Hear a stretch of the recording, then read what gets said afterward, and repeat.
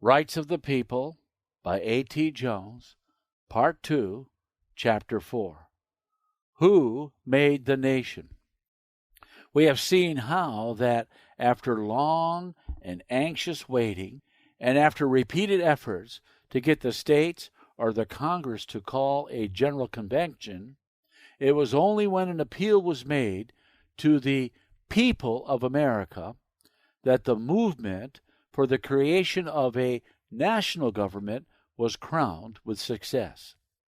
It was only when the people of America began to move that either Congress or the states could be brought to realize that they must move.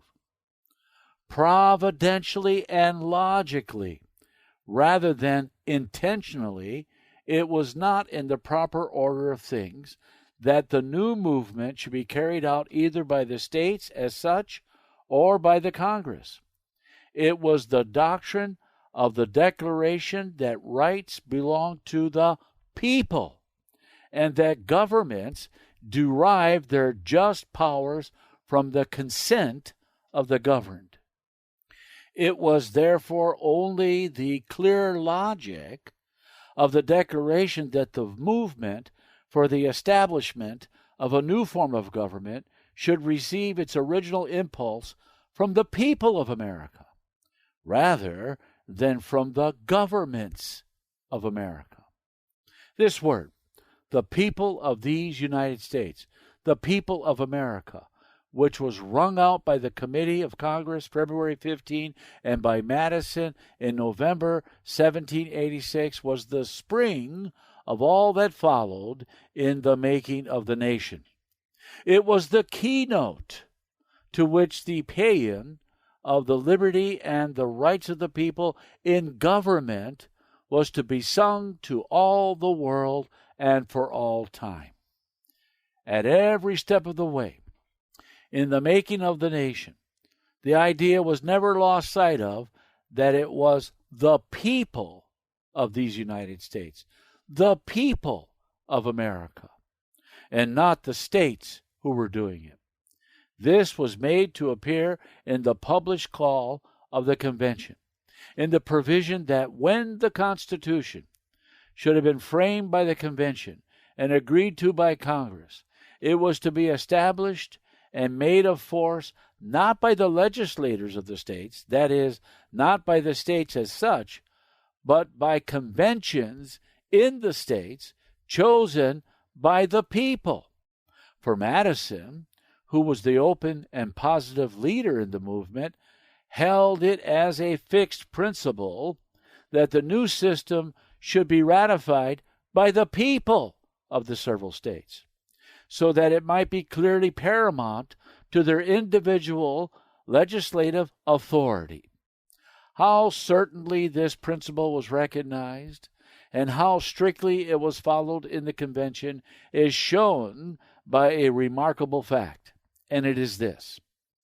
In the first draft of the Constitution, as arranged and printed after more than 2 months of deliberation and distributed to the members, the preamble ran as follows, quote, "We, the people of the states," and then followed in detail the names of all the 13, "do ordain, declare, and establish the following Constitution for the government of ourselves and our posterity." Close quote.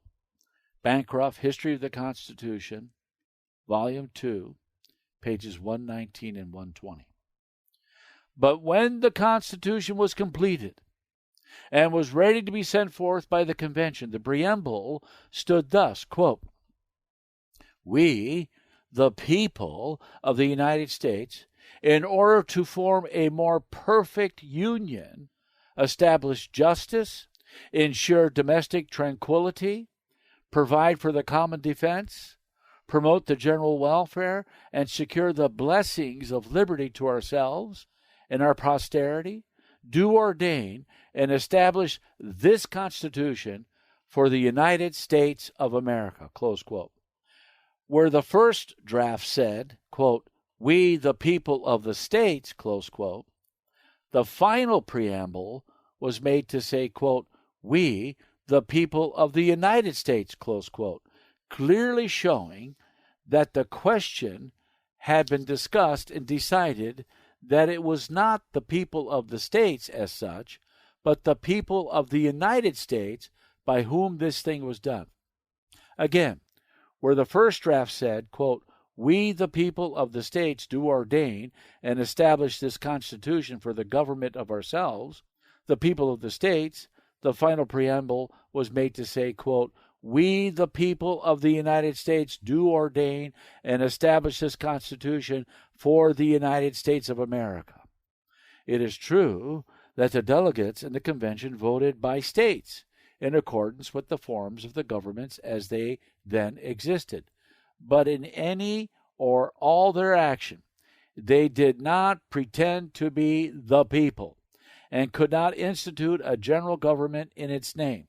The instrument which they framed was like the report of a bill beginning with the words, "Be it enacted," though the binding enactment awaits the will of the legislator, or like a deed drawn up by an attorney for several parties awaiting its execution by the principals themselves. Only by its acceptance could the words, quote, "We, the people of the United States," become words of truth and power. And when afterwards, in the Pennsylvania Convention, for the ratification of the Constitution, it was charged by one of the members that the Federal Convention had exceeded the powers given them by their respective legislators, James Wilson answered in the following emphatic words, quote, "The Federal Convention did not proceed at all upon the powers given them by the states, but upon original principles, and having framed a constitution which they thought would promote the happiness of their country, they have submitted it to the people's consideration, who may either adopt or reject it as they please," close quote. In the convention that framed the Constitution, there was even a disinclination to ask the approbation of Congress upon the result of their labors, though this was not acted upon. Nevertheless, the Constitution was not to be put to the risk of defeat by being submitted to Congress for a vote of approval or disapproval, but was to be submitted to the people only for that purpose. This was made clear by the convention in its adoption, September 10, 1787, of the following directory resolution. Quote, "This Constitution shall be laid before the United States in Congress assembled, and it is the opinion of this convention that it should be afterwards submitted to a convention chosen in each state under the recommendation of its legislator in order to receive the ratification of such convention." Close quote. Bancroft, History of the Constitution, pages 205 and 206, Volume 1. Later, the Committee on Style reported September 13 resolutions for the ratification of the Constitution through Congress by conventions of the people of the several states. And in this report was embodied the above directory resolution. The object of having the Constitution pass through Congress and the legislators of the respective states, yet without allowing them to act in approval or disapproval upon it, was to give them the opportunity of proposing amendments if they should choose to do so. The Constitution was laid before Congress September 20, 1787, and on the 28th of the same month, that body unanimously resolved that the said report, with the resolutions and letter accompanying the same, be transmitted to the several legislators in order to be submitted to a convention of delegates chosen in each state by the people thereof in conformity to the resolves of the convention. Close quote. Bancroft, History of the Constitution, Volume 2, page 230. In the Pennsylvania Convention, for the ratification of the Constitution, James Wilson, who from beginning to end was a master spirit in the framing of that masterly instrument, again defined its principles.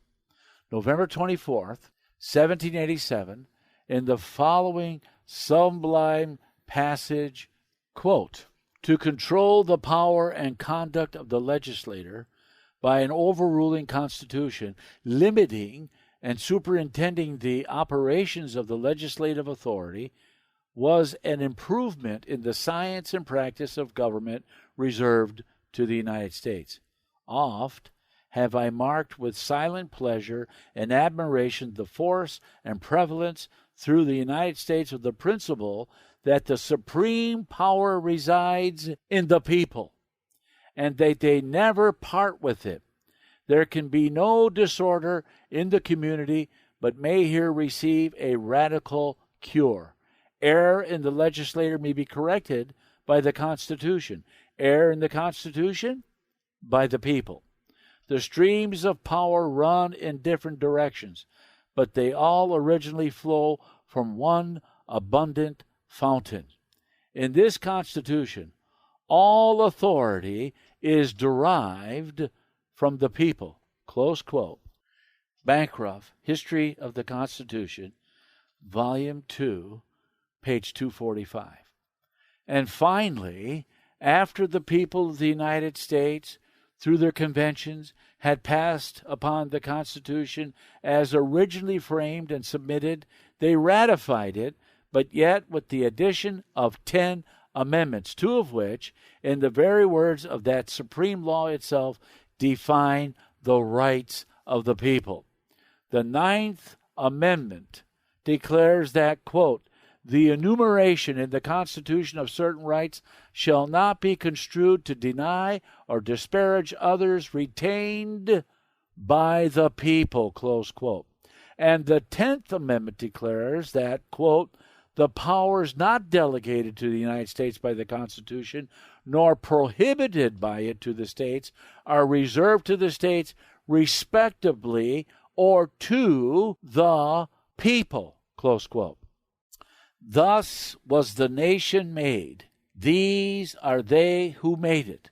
And thus the government of the United States of America became and is a government of the people, by the people, and for the people."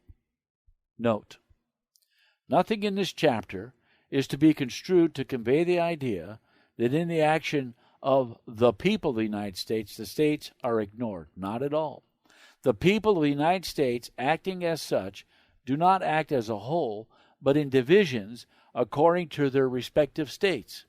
The government of the United States, though distinct and separate from that of the states, is yet not a democracy in which the people act in a mass, but it is as truly a republic in which the people act through representatives as is the government of the states. In all things in which the people act as the people of the United States, they do so through representatives chosen by themselves from within their respective states. Even the president, who more than any other is the representative of all the people, is not directly chosen, voted for by the people. No, the people in their respective states vote for electors, chosen from among themselves in their respective states, and these electors elect the president. In all things, the form of government, whether state or national, is republican. That is, the form in which the people govern and act through representatives chosen by themselves. This is the end of Part 2, Chapter 4.